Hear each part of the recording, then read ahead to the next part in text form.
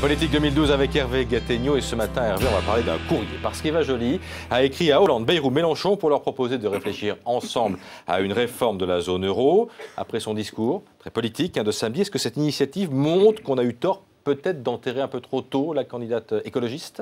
Oui, à coup sûr. Avec cette lettre, elle montre, si j'ose dire, qu'elle n'a pas dit son dernier mot. On a beaucoup critiqué ses difficultés à l'oral, donc elle réplique à l'écrit. Au départ, c'est Daniel Cohn-Bendit qui avait sorti cette initiative, cette idée d'union des intelligences pour surmonter la crise européenne. Eva Joly, elle lui a piqué son idée avec cette différence qu'elle refuse, elle, d'y associer Nicolas Sarkozy. Donc, elle fait d'une pierre deux coups. À ceux qui la disent réac, elle montre qu'elle est réactive. Et à ceux qui la décrivent prisonnière de son parti, elle montre qu'elle a sa propre ligne, qu'elle est indépendante. Mais Hervé, est-ce que cette tentative de rassemblement a des chances d'aboutir? Non, aucune. Mais en réalité, ce n'est pas vraiment le but. Son idée, à Eva Joly, c'est de se réinstaller à gauche, parmi les opposants de Nicolas Sarkozy, comme une force de proposition.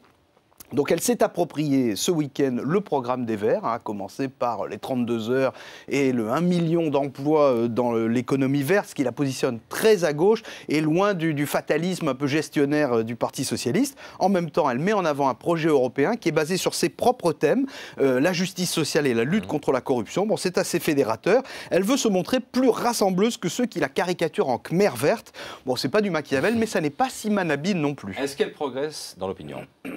Oui et non, je dirais. Son personnage de femme du Nord, intraitable et rigoureuse, même rigoriste, on pourrait dire, eh bien, ce personnage s'enracine, il devient une marque de fabrique, mais elle a perdu beaucoup de terrain dans l'opinion. Aujourd'hui, elle oscille entre 3 et 5% dans les sondages. Vous voyez que par rapport à ceux qui l'ont précédé, les candidats écologistes à la présidentielle, finalement, elle est dans une assez bonne moyenne. Dominique Voynet a fait beaucoup moins, à peine plus d'1,5% la dernière fois.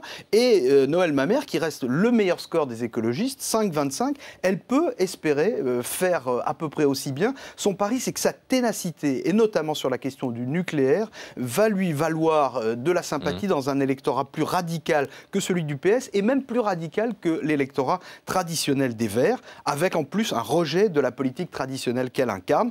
Vous allez voir, la nouvelle Eva Joly, elle va être de plus en plus verte et de moins en moins tendre. C'était Hervé Gattegno et à 8h30, c'est Benoît Hamon, le porte-parole du Parti socialiste, qui va répondre aux questions de Jean-Jacques Bourdin.